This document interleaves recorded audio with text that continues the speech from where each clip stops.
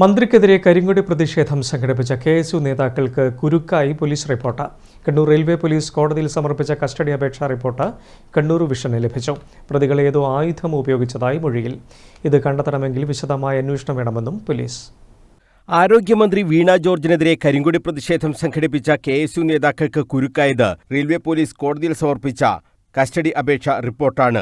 പ്രതികൾ ഏതോ ആയുധം ഉപയോഗിച്ച് മന്ത്രിയെ ആക്രമിച്ചതായി മൊഴിയിലുണ്ടെന്നും ഏത് ആയുധമാണെന്ന് കണ്ടെത്തണമെന്നും കസ്റ്റഡി അപേക്ഷയിലുണ്ട്. പ്രതികൾ വന്ന വാഹനം കണ്ടെത്തുന്നതിന് അവരുടെ കസ്റ്റഡി അനിവാര്യമാണ്. ഗൂഢാലോചന നടന്നെങ്കിൽ അതും കണ്ടെത്തണം.